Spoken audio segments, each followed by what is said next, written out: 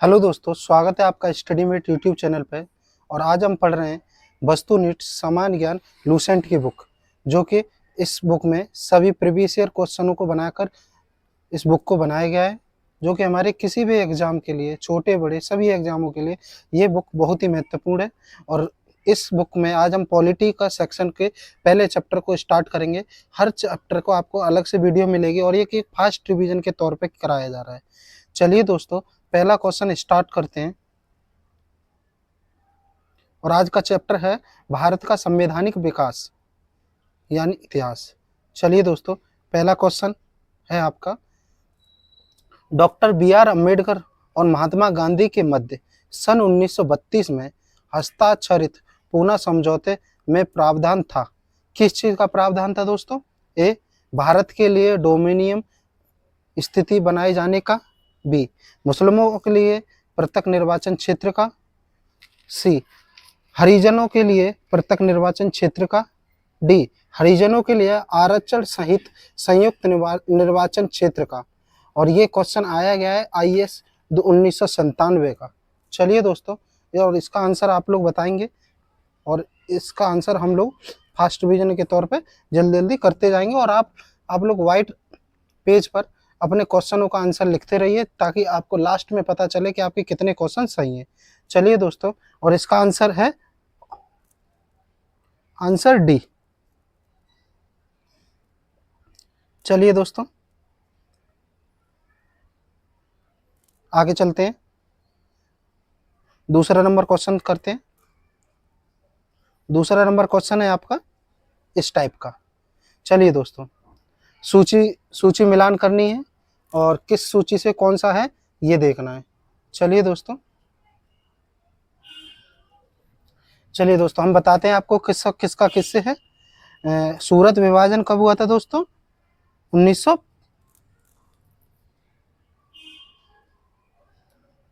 सूरत विभाजन हुआ था आपको 1905 ईस्वी में।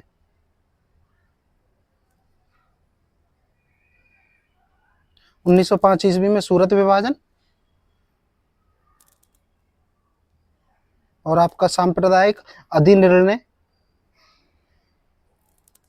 1932 ईस्वी में। और सर्वदलीय सम्मेलन 1928 ईस्वी में। और पूर्ण स्वराज का संकल्प कब किया गया था दोस्तों? ऑप्शन 1929 में। और इसका ऑप्शन है दोस्तों ऑप्शन बी, 4-3-2-1। चलिए दोस्तों, अगला क्वेश्चन पे चलते हैं।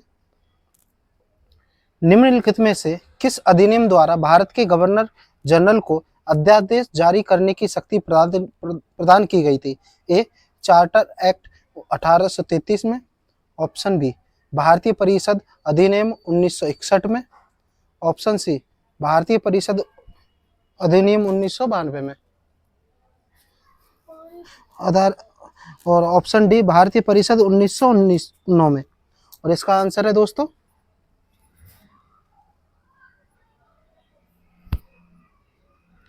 ऑप्शन बी, भारत परिषद अधिनियम 1861 में। चलिए दोस्तों, आगे का क्वेश्चन देख करते हैं। सूची, ये भी सूची मिलान करना है और एक।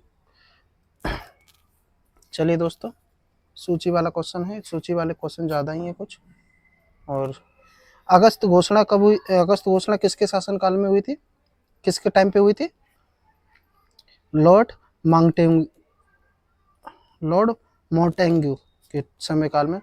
और अगस्त प्रस्ताव लॉर्ड लिनिथगो के समय काल में। और अगस्त संकल्प महात्मा गांधी के समय पे। और प्रत्यक्ष कार्यवाही दिवस बनाया गया था मोहम्मद अली जिन्ना के समय पे। और इसका आंसर है दोस्तों ऑप्शन ए, 2-1-4-3-2-4-3। चलिए दोस्तों, अगला क्वेश्चन करते हैं। रेगुलेटिंग एक्ट पारित किया गया था, कब किया गया था? सन 1973 में। ऑप्शन बी, सन 1971 में। ऑप्शन सी, सन 1785 में। ऑप्शन डी, सन 1793 में। कब किया गया था दोस्तों इसका पास? सन 1773 में पास किया गया था रेगुलेटिंग एक्ट। चलिए दोस्तों, भारत के गवर्नर जनरल को किस एक्ट के द्वारा अपनी समिति के निर्णयों को अस्वीकार करने का अधिकार मिला? ए सन 1973 ईस्वी का रेगुलेटिंग एक्ट, 1784 का Pitt's India act, option C 1786 का एडमेंट एक्ट, ऑप्शन डी 1813 का चार्टर एक्ट। किस में किया गया था दोस्तों? और इसका आंसर है 1786 का एडमेंट एक्ट में गवर्नर जनरल को अपनी समिति स्वीकार करने का अधिकार मिला था। चलिए दोस्तों, ऑप्शन क्वेश्चन नंबर 7, महारानी विक्टोरिया को भारत की साम्राज्ञी नियुक्त किया गया था। कब किया गया था? ए 1885 में, ऑप्शन बी 1875 में, ऑप्शन सी 1866 में, ऑप्शन डी 1858 में। कब किया गया था दोस्तों?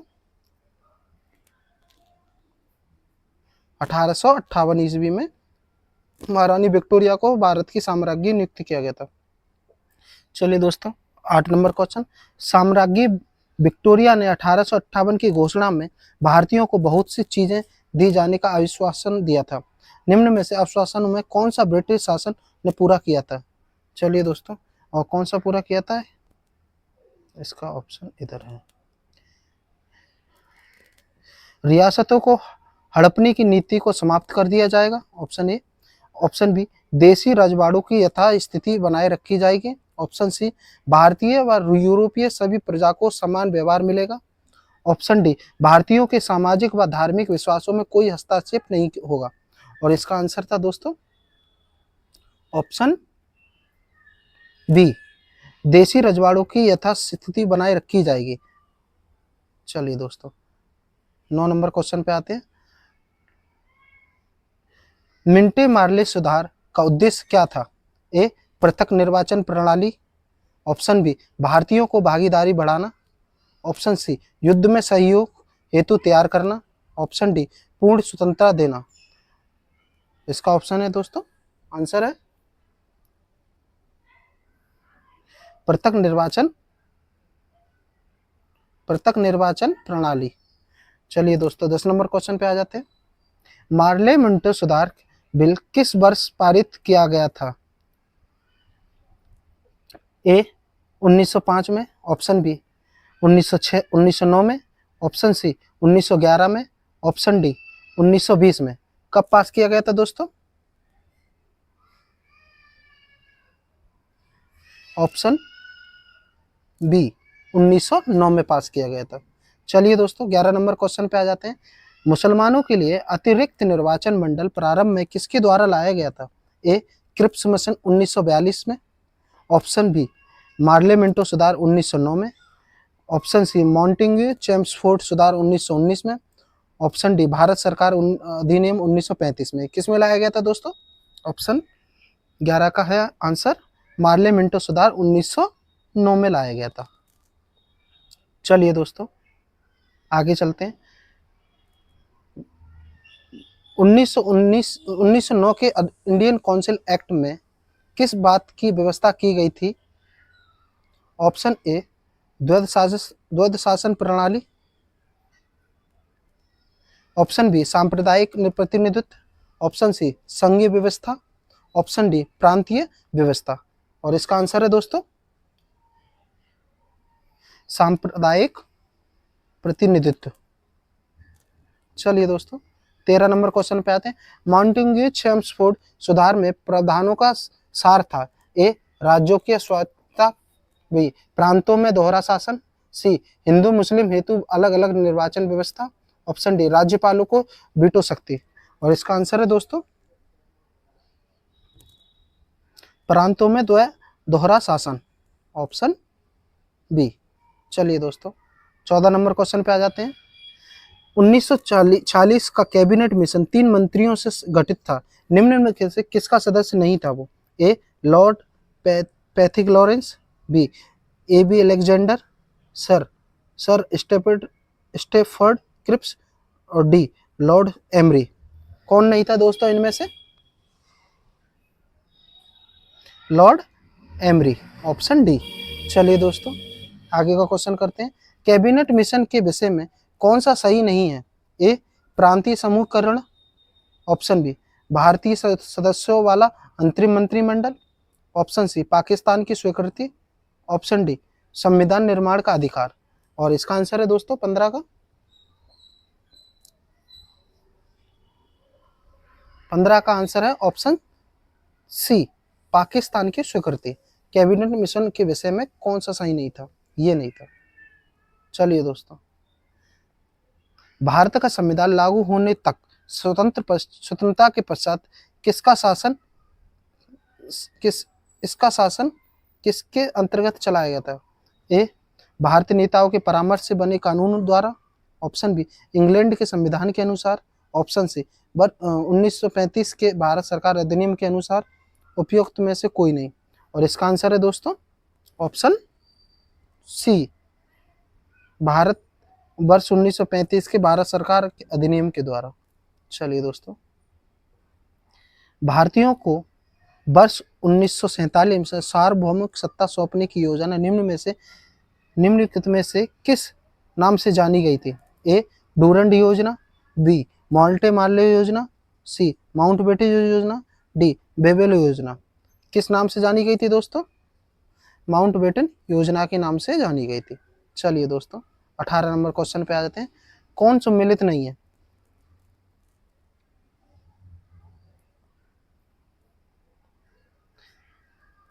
इसमें से सम्मिलित नहीं है दोस्तों, कौन सा नहीं है सम्मिलित? साइमन कमीशन, भारत विभाजन। चलिए दोस्तों, आगे क्या चलते हैं 19 नंबर क्वेश्चन पे, और ये आपका आ गया है सूची वाला। चलिए दोस्तों, और इसका आप लोग बताएंगे कैसे क्या है। हम इससे पहले हम बता देते हैं आपको।